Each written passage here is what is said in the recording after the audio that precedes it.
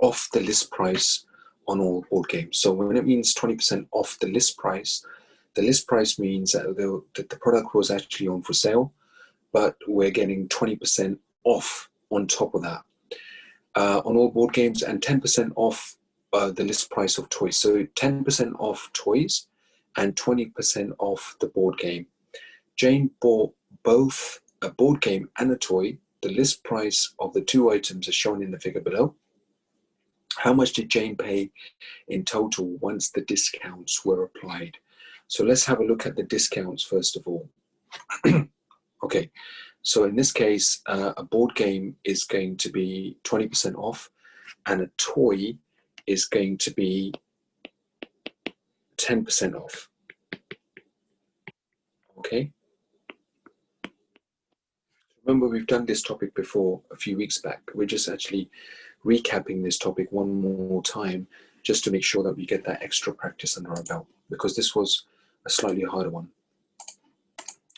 Okay, so in this case, 20% off £22. What is 10% of £22? So first of all, let's work out what 10% of £22 is.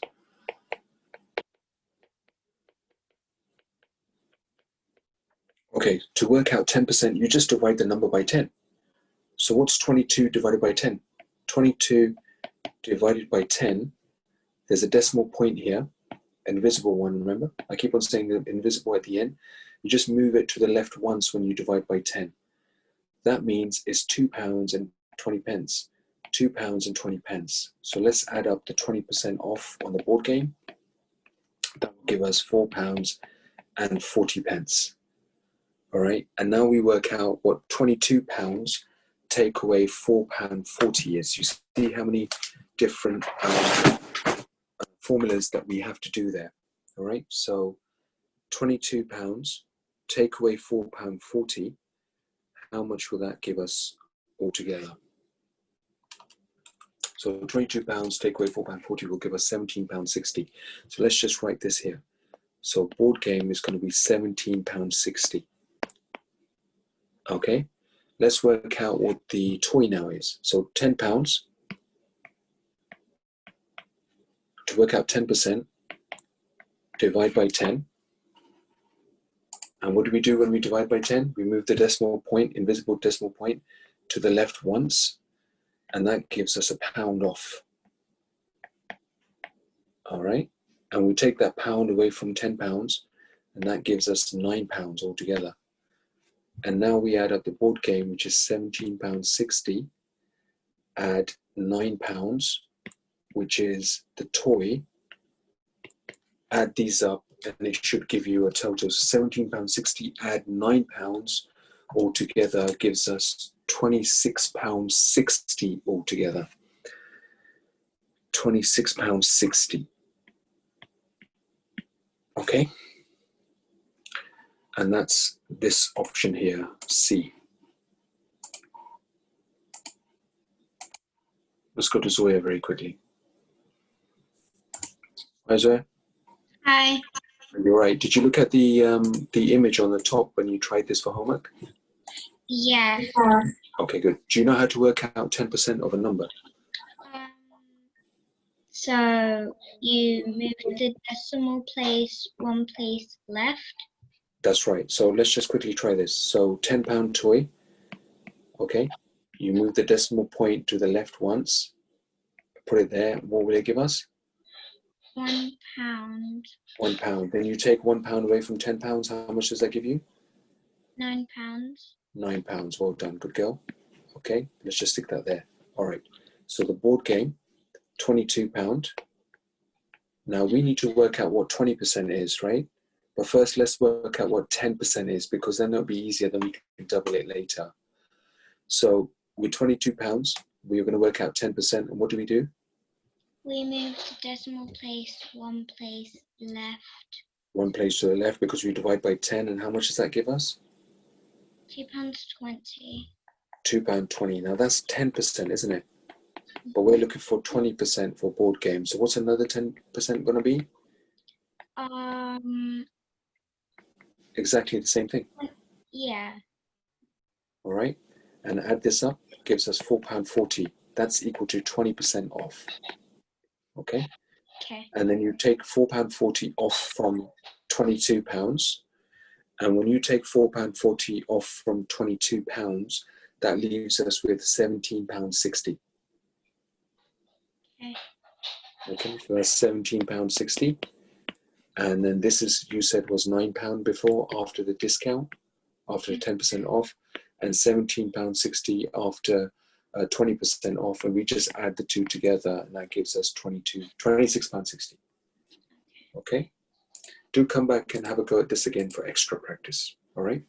Or just go onto the platform, go onto year 4 maths or year 5 maths, and go on the percentages, and that will give you more idea of how to do percentages as well.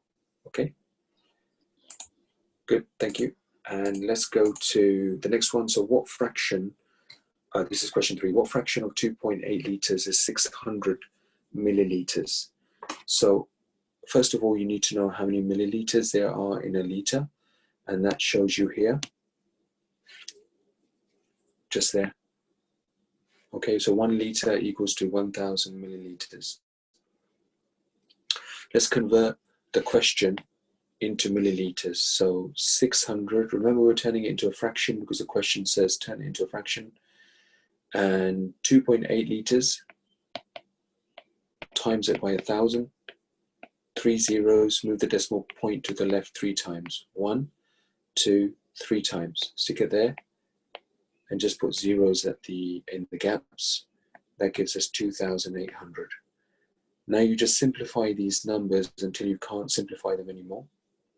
So 100, let's say for example 100 goes into 600 6 times, and 100 divides into 2,800 28 times. We can simplify these two numbers further. So what number 2 can go into 6 3 times, and 2 can go into 28 14 times. So that gives you 3 over 14. Okay, 3 over 14. So in this case, we're going to go for 3 over 14 as our answer. Just remember, when you have a fraction, please do make sure that you simplify to the smallest number. Okay, so in this case, we're moving on to trapezium. So which of these shapes is not a trapezium? So which of these shapes is not a trapezium? And in this case, I would say T, so in this case C, is not going to be a trapezium, because a trapezium is a quadrilateral. A quadrilateral means any shape with 4 sides. At the same time, it has one pair of parallel sides. Okay, one pair of parallel sides. So a pair of parallel sides means that the sides have to be opposite each other, and they have to be the same, opposite. So for example, this is parallel to each other, straight sides. Okay, these are parallel to each other, straight sides. All right, these are parallel to each other, straight sides. These are parallel to each other, straight sides. But here, you see that bend there, that's too much of a bend there, and that's too straight for that to be opposite. This is flat, and this one is very bendy, this line here. So none of these are parallel in that sense. So parallel lines are lines that are opposite to each other, but they do not meet. So in this case, we'll go for T. Next one is ratio. So in a quiz show, 2 out of every 3 participants complained of nervousness. If there were 60 participants in the quiz show in total, which of the following expression shows the number of participants that didn't complain of nervousness? So with this one, it gives you a very good solution here of exactly how to work out this question as the example solution at the bottom. All right. And some of you actually use this example solution, got this question right, so well done. So in this case, with ratio, we know that 1/3 of all participants didn't complain of nervousness. Okay, because if you see here, 2 out of every 3 participants complained of nervousness. That means 1/3 did not complain. Okay, so let's work out what 1/3 of 60 is. Remember, you have to read the question at least 3 times to understand what you're doing. So there's no point just reading the question quickly and then you're getting stuck and confused. What do I do next? So read the question, break it down, and then use the example to combine the two together in order to answer these questions. So 1/3 of 60 is 20, because 60 divided by 3 multiplied by the top number gives you 20. So now we know that 60 divided by 3 equals 20. Okay?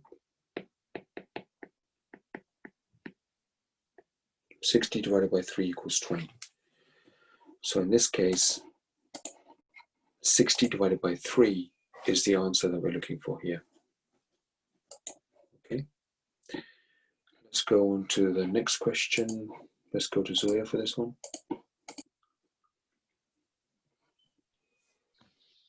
Hi Zoya, can you read the question, please? Okay. The table below shows the favorite genre of music of a group of people. If the mean number of people who choose each genre as their favorite is 15, how many people chose classical music as their favorite? Choose the correct answer. Okay. Do you know what to do this one? I actually had help on this question, so I didn't really. You got help on this question? Yeah. Okay. Did you understand it when you got help? Not so much. Oh, all right then. In that case, let's do it together then, okay? So the table below shows the favorite genre of music of a group of people. Genre means country music, jazz music, pop music, classical music. What's your favorite type of music?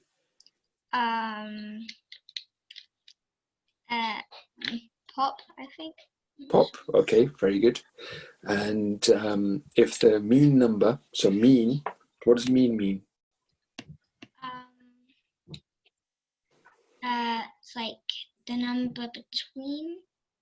Yeah, so mean number is adding up all the numbers, dividing them by 2. So you remember this lesson, Zoya, we did this about a month ago.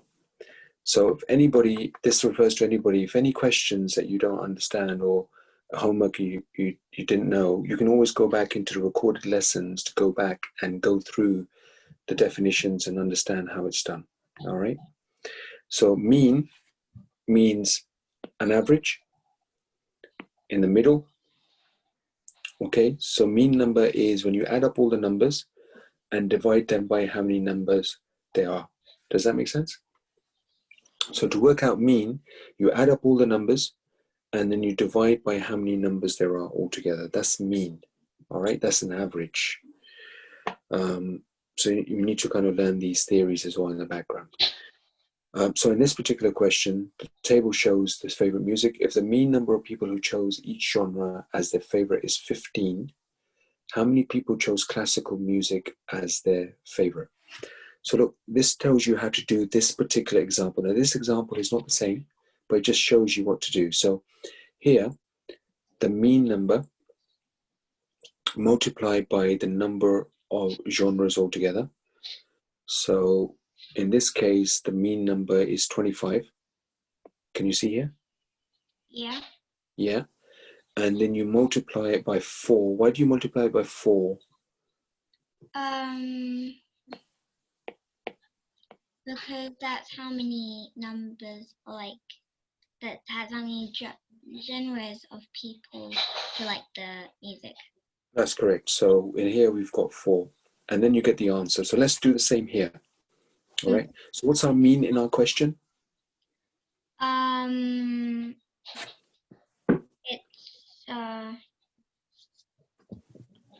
It's 15. 15. Okay, so, and how many genres do we have? 4. 4. Okay, so 15 times by 4 is 60. Okay. Okay, so 15 times by 4 is 60. But then we've got this other section here that we just need to finish off as well. Let me show you. So here, we've got 100 total, take away 25, 55, and 8. So 25 is there, 55 is there, and 8 is there. So because you've got 25 times by 4 equals 100, and we worked out in total that 100 take away 25, 55 minus 8. So let's just do the same here. So in total here, we've got 60, haven't we? All right, but in the example at the top, they've got 100, but we've got 60. So now we need to take away these numbers, 1, 2, and 3. 60 take away 11, take away 19, take away 25. All right, so 60 take away 11 gives us 49. 49 take away 19 gives us 30. And 30 take away 25 gives us 5, according to my calculations there. All right. So the reason I was showing you this example was because I wanted everybody else to know that the solution in the image actually shows you how to do a certain question. All right.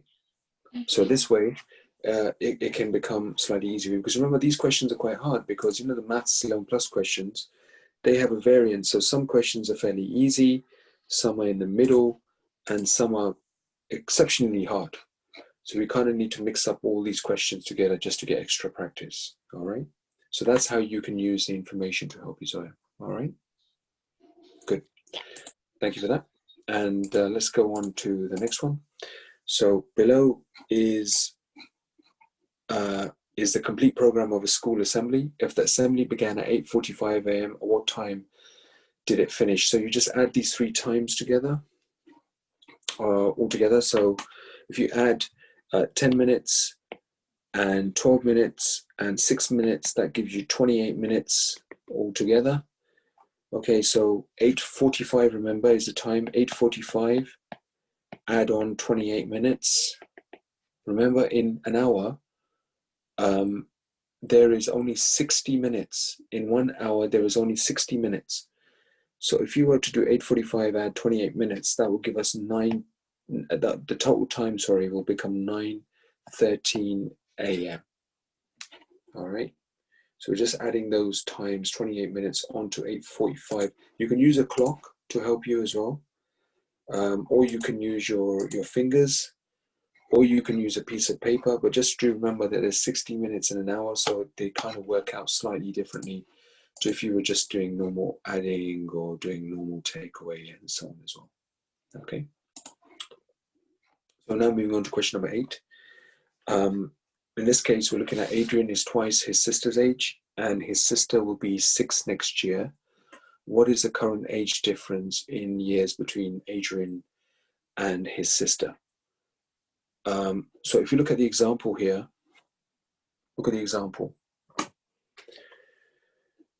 So the difference between, so we've got an example here. The example says Anna is twice her brother's age.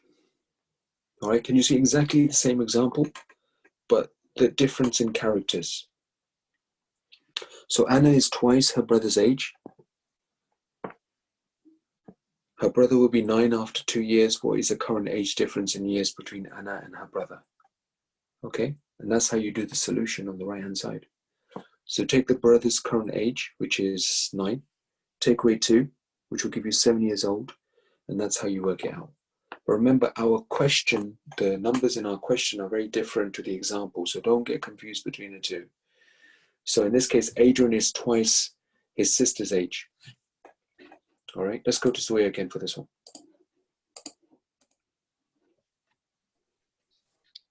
Hi, Zoya. Hi. So you see that solution there in the image? Okay, so what we're going to do according to that example that you've got there, this solution, sorry, the solution on the bottom right hand side, you've got that blue box there. Yeah. So you figure out what the sister's age is. Yeah. And that'll be 5 years. Okay. Are you giving me the answer or? So the answer is 5. Okay, but do you know how to work it out though? Yeah. How? So it says in the question Mm. that his sister will be 6 next year, so her current age will be 5. And it says at the start that Adrian's age is twice his sister's age. So then his age would be 10. And it asked for the difference, so the age difference would be A5. Excellent, well done. Good girl, good girl. Thank you, Zoya. And let's go to the next one. And let's get Ebenezer to contribute for this one. Hello, can you hear me? Hi, Ebenezer. Yes, I can. This is question number 9, Ebenezer. Yeah. So, we've got some examples there of some square numbers. Yeah. And we kind of need to do the same thing in terms of the question itself as well. Okay, so Ebenezer, have you got your video on? I can't see you at the moment. Oh yeah, I have it on. Okay, so Rowan wrote down all the numbers less than 1,000 that are one less than a square number. Which of the following numbers did Rowan not write down? So in this case, if we were to do, for example, so you see the options, Ebenezer? Yeah. So you use the options to help you in this case. Always use the options to help you. So let's say, for example, if you were to go for 142 plus 1, that gives us 143. Is 143 a square number? No. What's 12 times 12? 144. Exactly. So 12 times 12 is 144. That means 143 is not a square number. Okay. So in that case, we just do 143 minus 1, and that gives us 142 altogether, okay? Yeah. All right. Let's do the last one together, Ebenezer. So read the question. Which of the following is equivalent to the ratio of the number of sides in an octagon to the number of lines of symmetry in a rectangle? Choose the correct answer. Yeah, so in this case, which one of the following is equivalent to a ratio of the number of sides in an octagon to the number of lines of a symmetry in a rectangle? Now, first of all, how many sides are there? How many sides are there in an octagon? 8. 8. Okay, now we're doing ratio, remember? So with ratio, you put 2 dots in the middle. Yeah. Now, how many lines of symmetry are there in a rectangle? 4. Check again, look at the image. 2. 2. Okay, so now we have 8 over 2. Let's simplify this. Which number can divide into 8 and 2? 2. Apart from 1. Okay, good. How many times can 2 divide into 8? 4 times. 4 times. How many times can 2 divide into 2? Once. Once. There you go. Oh, Now for this question, you used the image to help you, didn't you? Yes. Did it help? Yeah, kind of. Because you just got the answer for how many lines of symmetry in a rectangle from the image, right? Yes. There you go. Well, So just want to, yeah. I did the homework late because I did it this morning, but I forgot to do it I yesterday. know you did, and I haven't checked your homework yet because you did it too late, so you have to do it within that time frame. I know you were doing other work as well on the online platform, but just prioritize your homework first and then do bonus work after that, all right? So what I wanted to show all of you today was, because we had done this topic before, we only did this only 3 weeks ago. Today is more about how do you use the theory to actually help you answer the question if your theory is slightly weak and you're not sure what you're doing. This is for everybody. All right, and that's why I use Zoya and Ebenezer as an example today to actually get them to answer these questions using the images. Okay, so that's what the maths images are there for. Please utilize those images and make sure you break down the questions in detail before you actually answer them as well. Okay, now we're moving on to non-verbal reasoning questions. Let's have a look at these quickly. I gave you an example on the first question and the example question, how to do these. I think these questions are quite hard, but a lot of you actually did much better than I thought you would have done. So well done for that. Ebenezer, are you still with me? Yes, I am. Go ahead then. So if you look at the, should I say the example first, or? No, you can just move on to the first question. Okay. So if you can see in there that, and there's a T and B, and it's curved, but if you look, you don't know which one is T, you don't know which one's B. But if you look to the rest, let's go to the next T over there. So now you can see the T is the way it's positioned. It's positioned in the same way, coming down, and then the bottom B, you can see that so the lines, I mean, the lines are different. So if you look to the other lines, like that is Q, and the next one will be Z, so the answer will be TZ. Yeah, so the top number, the upper number, shows the position and rotation of the arc, and the bottom numbers, the lower letters, signifies the style of the line. So the top letters signifies the position, and the lower letters signifies the style of the line, whether it's a dark, bold line, whether it's a dashed line, whether it's a thin line. So in this case, TZ is correct, Ebenezer. Well done for that. Thank you very much. All right, let's go on to the next question now. Let's go to Faija for this one. Faija, kindly put your video on next time you log on, please. It's very important that we do this. Otherwise, I'll have to, unfortunately, remove you from the class. Can you hear me? Okay, I'm going to remove you, Faija. If you can kindly just log on again from the right computer, that would be very nice. Thank you. Okay, so let's move on to the next question. Let's go to Hiba for the next one. Hi, Hiba. Hi. Hiba, I want you to, when you finish this lesson, I want you to do all 3 lessons again as homework, please, if you don't mind. Okay.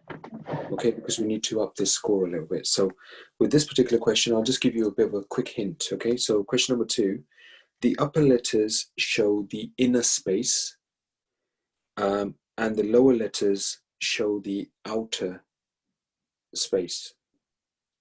So the upper letters show the inner space, and the lower letters show the outer space. So for example, F stands for the inner square. Okay. Also, R stands for the inner circle. M stands for the inner triangle. W stands for inner rectangle. So can you see all the top letters? All the top letters, see these? They show you the inner square, inner rectangle, inner circle, sorry, inner rectangle, and inner triangle. Whereas the letters at the bottom, O, X, Y, they show you the outer shape.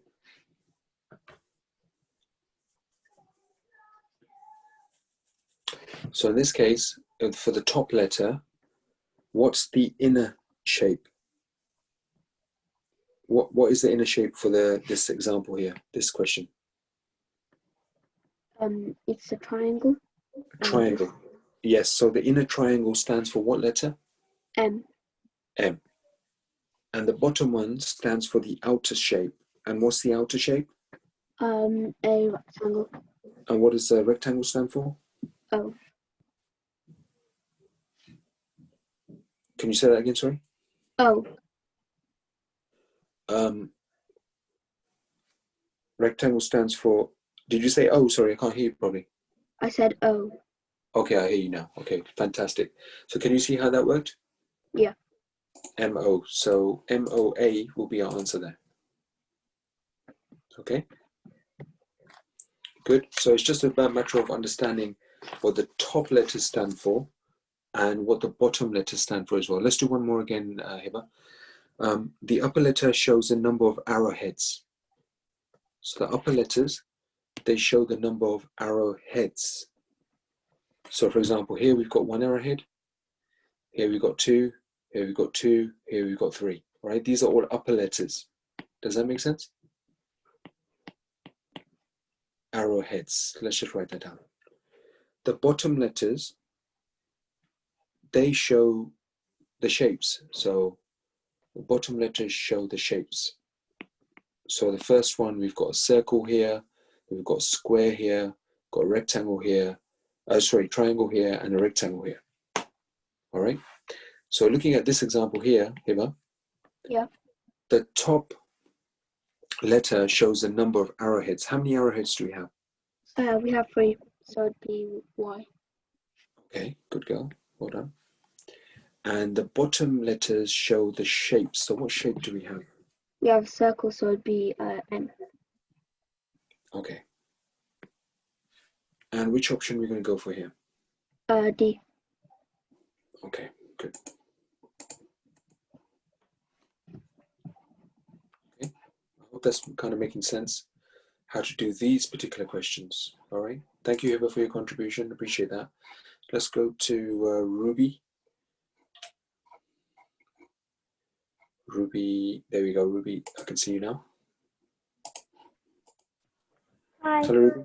Hi, Ruby. Ruby, I want to say well done to you, because when you do your homework, you're not content with your first mark. And you keep on doing it again and again and again until you actually get that 100%. I just wanted to say well done to you. Okay, so look at question number 4, Ruby. So can I just, do you know how to do this, or would you like me to help you? I think I know how to do this. Go on then. What does the upper letter show?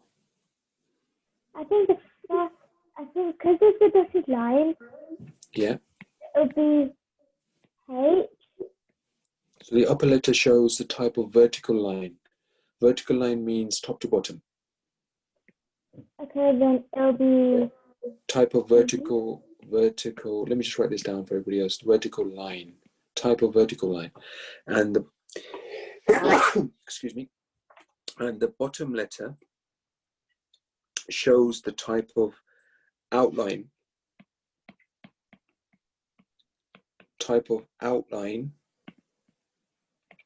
of the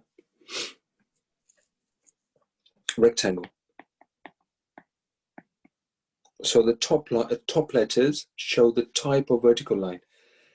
So the first one, we've got a thick vertical line. The second one, we've got a dash vertical line. Third one, we've got a thin black line. And the fourth one, we've got a thick line again. And the bottom letters outline the type of rectangle. The type of rectangle could be a dash rectangle, it could be a straight rectangle, it could be a small dotted rectangle, and lined rectangle, and so on and so on. Go ahead, Ruby, sorry, carry on. I think CW, which is B, because the dotted rectangle is W, and there's a dotted rectangle. There's like a dashed rectangle, and why I chose B is because there's like a dashed line. That's good, well done, Ruby. So B is correct, you're right, well done. So B is correct, good girl. Okay, and I'm just going to quickly just move on to some English as well, and I'll quickly talk to you all afterwards and ask you exactly about how you thought the non-verbal reasoning carried on. So just a few questions from here as practice. Okay, so choose a letter below the group of words containing a punctuation mistake in the image below. And if there is no mistake, choose the letter N. All right, so let's go. Ruby, are you with me? Yeah. Okay, let's do this one together then. What do you think with this one? I think it's B, incredibly, because I don't think incredibly start like that. Yeah, so you said B, right? So how could you do that? That's a question, isn't it? How could you do that? So you've got an exclamation mark there when you're supposed to actually have a question mark. So B is correct. Well done, Ruby. Thank you for that. Let's go to some more. Let's go to Hamza for the next one.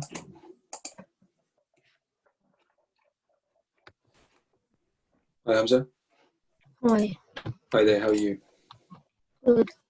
Very good. Okay, and what do you think about this one, Hamza? Any punctuation mistakes here? Good. Can you repeat that one more time? Hold on, please. Say the letter again. Sorry, I can't hear you. There's a little comma after and. Yeah, that's right. So C is correct. So well done, Hamza. Thank you so much. Let's just get a few more contributions in. I know you all have been waiting to contribute. Let's go to Rayan. The next one. Hello, Rayan. Hi. Hi, Rayan. Have a look at this one, please. I think it's N. And so no mistake. Yeah, no mistake. Let's have a look. Zainab didn't submit her paper before the deadline. Nevertheless, we accepted it. Okay. With this one, you see that word nevertheless? Yeah. That's what we call a connective word. I'm not sure whether any of you have come across this before. Connective word. So because it's connective, you've got to put a comma here after nevertheless. Nevertheless, we accepted it. Can you see that? Okay. Yeah, so let's just go for D here. Let's do one more as well, Rian. Have a go at this one.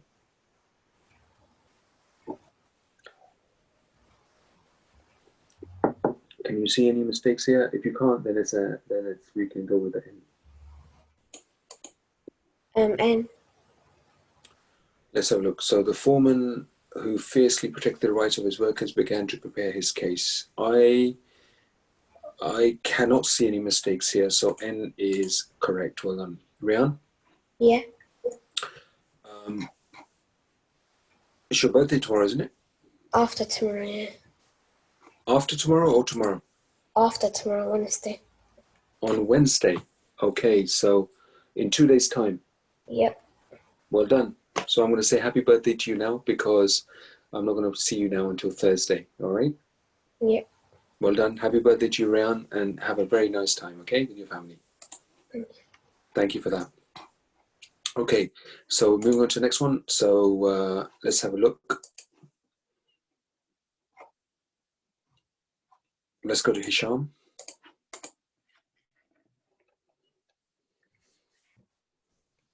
Hello, Hisham. Hi. Hi there. So we're moving on to question 5 now. I think it would be D. And why do you think it's D?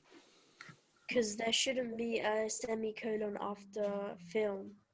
There shouldn't be a semicolon after film, exactly. So where do you use semicolons?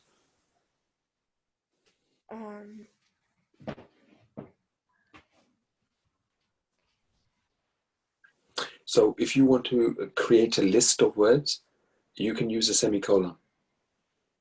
So I like the following films, semicolon, Star Wars, Iron Man,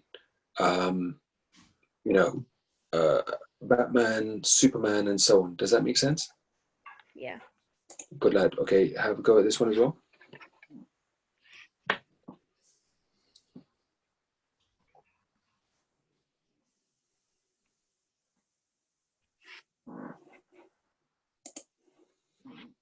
Would it be B? And why do you think it's B? I'm pretty sure North isn't meant to have a capital letter. Good lad. Well done, Hisham. Thank you so much. You can mute yourself now, Hisham. Thank you. Let's go to Anam for the next one. Hi, Anam. You okay? Yeah. Good girl. I think it's A. A for this one? Why do you think it's A?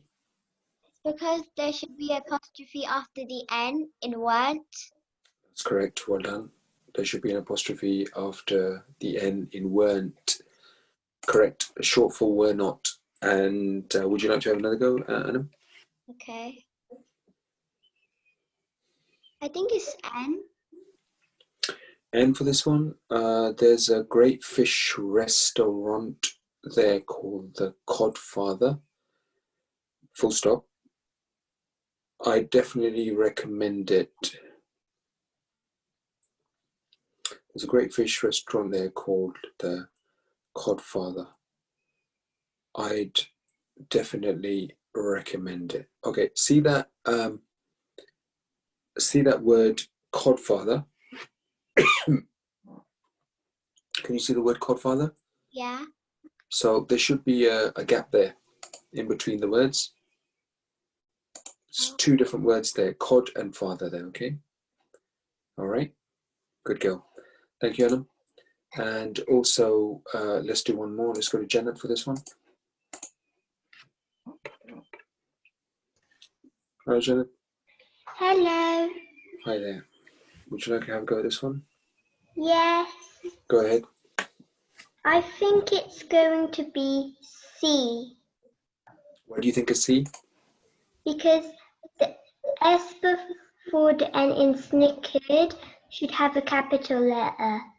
Okay, anything after a full stop and speech marks has to be capital letters. Well done, Janet. Thank you so much. And let's do the last few that we've got left here. Let's go to Zarina for the next one.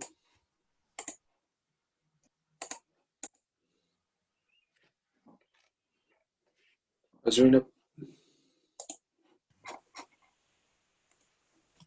Zarina. Hi.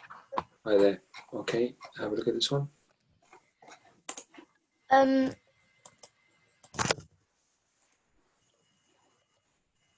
think it's N. I mean, it's D. And why do you think it's D? Because after decade, there's no full stop. Oh, and hold on and try this one as well.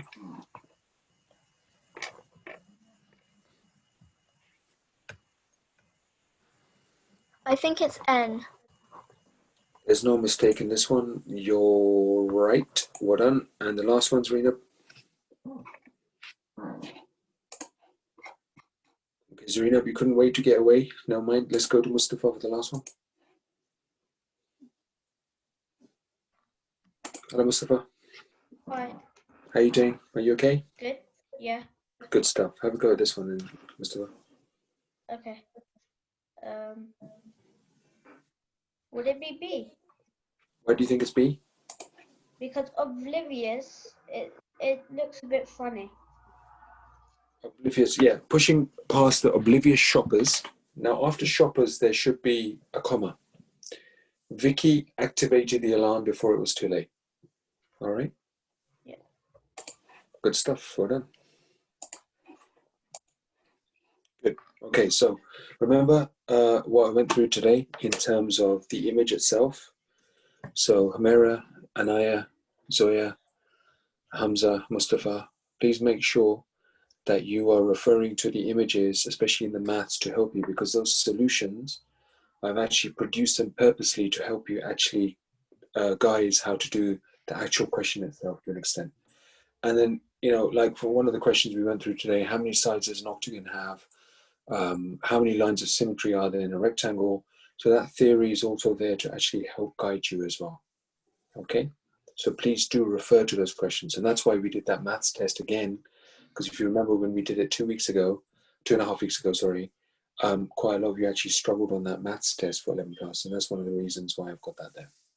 Okay, Anea, I would love to join you in the Caribbean. You're looking very nice and warm in that sunshine. Rest of you, please have a nice relaxing time, and there's a bit of a homework for you to do as well for Thursday going forward. And I hope this lesson was helpful. Do you remember the non-verbal reasoning questions that we did? Always look for that pattern. So what do the top letters stand for? Because some of you, I think what you've done is, this is the first time you've done these questions, by the way, a lot of you. So the top letters, what do they stand for? What's the pattern? And make sure you separate them from the bottom letters, because the bottom letters mean something completely different, but they have the same pattern. So the top letters will have the same pattern, and the bottom letters will also have a completely different